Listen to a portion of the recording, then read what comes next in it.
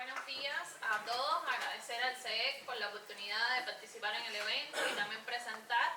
la idea del panel de estabilización macroeconómica, desafíos monetarios y fiscales, es aportar nuevos elementos sobre los desafíos justamente que se enfrenta ese plan de estabilización macroeconómica, haciendo énfasis en los desequilibrios monetarios y fiscales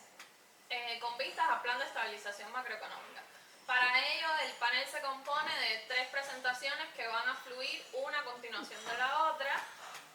que responde a resultados de miembros del proyecto de investigación de macroeconomía aplicada, compuesto por la doctora Vilma Hidalgo, el doctor Carlos Laje y quien les habla. Decir además que muchos de estos resultados tienen un gran precedente en términos de investigación por otros colegas como son Yaima, Yordanka, Frank. También hay muchos aportes en estos términos del grupo de investigación de sistemas complejos de la Facultad de Física. Entonces, ahora sí, vamos a pasar. Sí, pero dicho esto, mi presentación, que es la primera de este panel, se concentra en la modelación macroeconómica, la importancia para las políticas monetarias y fiscales.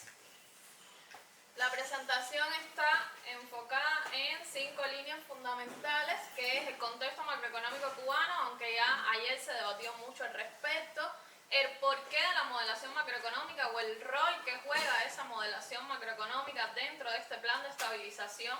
la modelación técnicamente, las herramientas cuantitativas que propone este grupo de investigación que pudieran servir de referencia para esa política económica, hallazgos e hipótesis confirmadas, comentarles un poco los resultados de esta investigación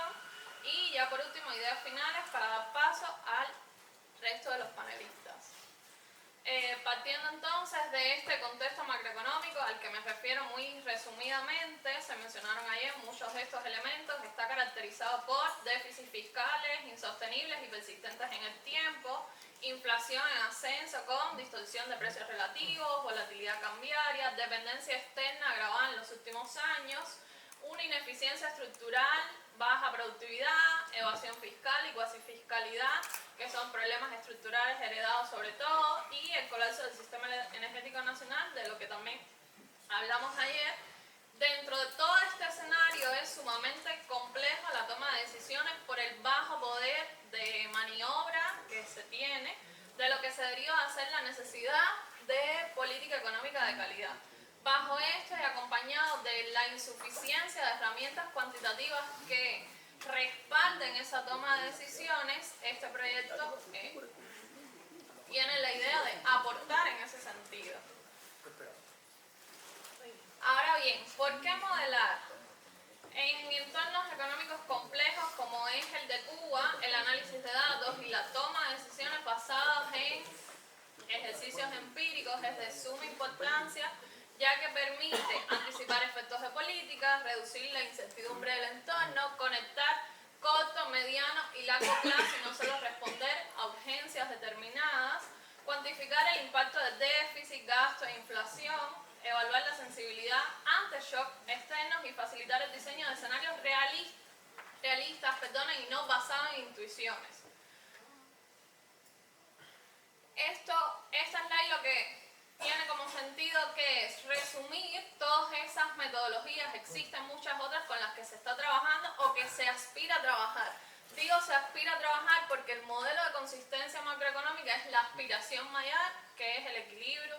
el modelo de equilibrio general, que bebe directa o indirectamente del resto de las metodologías, como son los modelos de vectores autorregresivos, cointegración, el modelo de Blanchard, las fronteras estocásticas y los modelos de clases latentes, y el modelo de Kahn.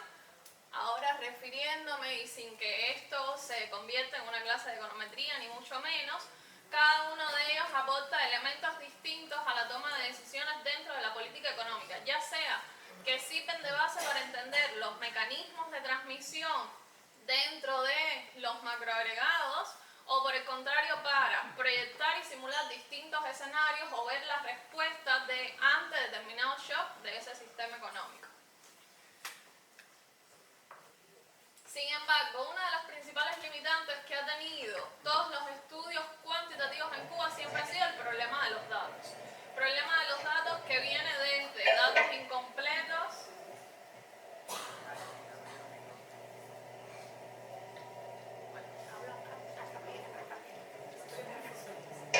viene por datos incompletos y en algunos casos desactualizados, cambios metodológicos en las series que no son documentados y la falta de desagregación, como por ejemplo de que necesitamos en muchos casos series mensuales que no son publicadas oficialmente o que necesitas desagregación entre sectores con la que no se cuenta. Eso evidentemente tiene un impacto en la modelación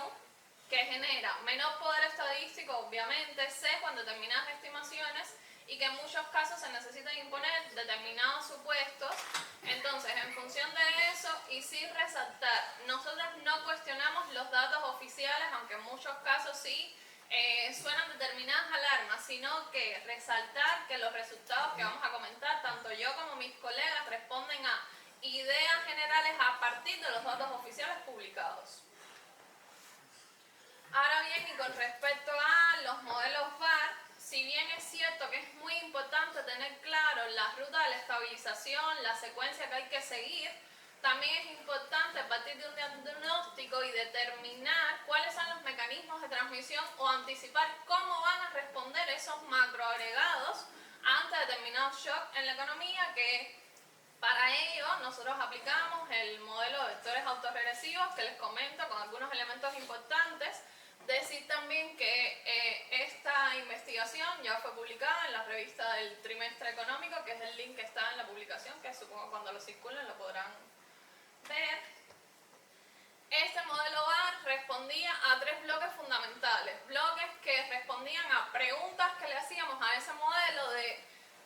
comportamiento, cómo se comporta la economía ante shocks expansivos y recesivos, cuál es el impacto de los shocks externos en el crecimiento, de si se corrobora o no el crecimiento restringido por balanza de pagos, si existe un patrón estructural de déficit fiscal, si la política fiscal es procíclica o no, qué impacto tienen las condiciones externas sobre la conducta fiscal que asume el país. Y ya por último era para identificar el impacto de las variables fiscales sobre la inflación y el impacto que tendrían sobre la estabilización macroeconómica, o en aras de entender,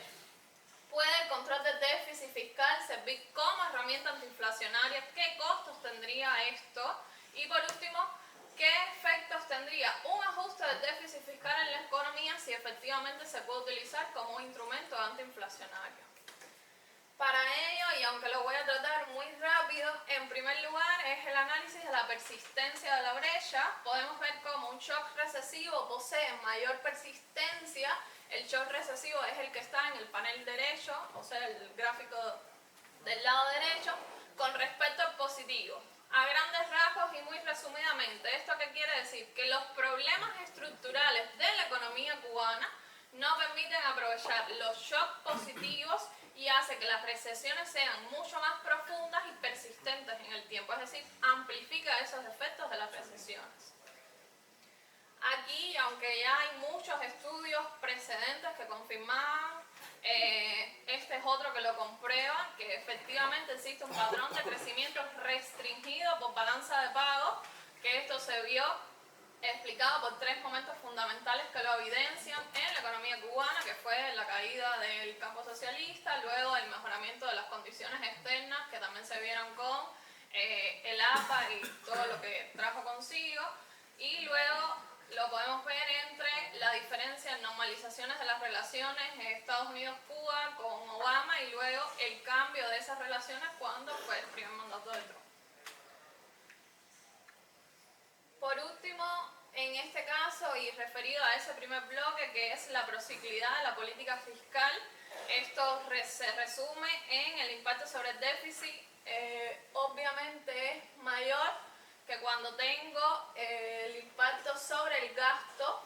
que es que en el caso del gasto un shock de crecimiento del PIB produce la expansión del gasto, que es lo que se le conoce como los economistas en época de bonanza se gasta más. Y eso es lo que explica la conducta procíclica de los agregados fiscales. Esto viene en relación con el sector externo, que no solo existe prociclidad con respecto al producto, sino también existe prociclidad al estado del sector externo. Y ya por último, y para terminar con estas ideas sobre el VAR, es que sí, efectivamente, la reducción o el ajuste del déficit puede ser un instrumento antiinflacionario, pero sin embargo ese ajuste del déficit, dadas las condiciones de la economía cubana y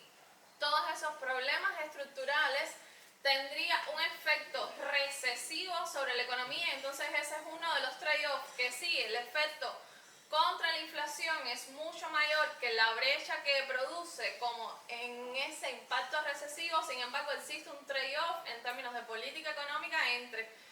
una decisión o la otra. Entonces, como consideraciones finales y para ya dar paso a mis colegas, desde el punto de vista metodológico, el análisis de datos juega un papel central en la formulación de la política económica. En todo el mundo se utiliza el análisis de datos y se hace política económica basada en análisis de datos. En este sentido, para Cuba es impostergable la introducción de herramientas cuantitativas para la toma de decisiones, para que dejen de ser decisiones basadas en intuiciones o aspiraciones y sean en realidades para modelar, anticipar, para proyectar escenarios, simular escenarios. Y si bien los modelos econométricos evidentemente no van a reemplazar la política, sí contribuyen significativamente a mejorar la calidad, la efectividad de las decisiones y por último la eficacia, que en un contexto tan complicado como el de Cuba es tan importante.